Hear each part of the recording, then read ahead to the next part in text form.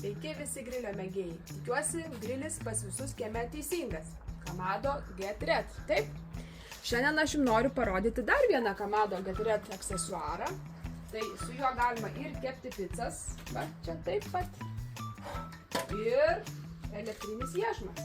Bet šiandien ne picos diena, šiandien kepsim vištą. Na, tai užteks šitai vištai gulėti, tegu keliauja į solariumą.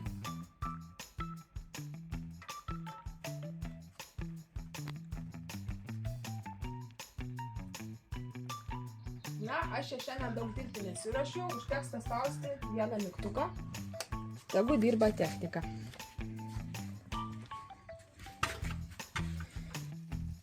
Nu ką, gražuolė, sudėjau tau dar į deflektorius ir bulvytės. Tu turėjo, kad bulvytės būtų ir skanios ir minkštos.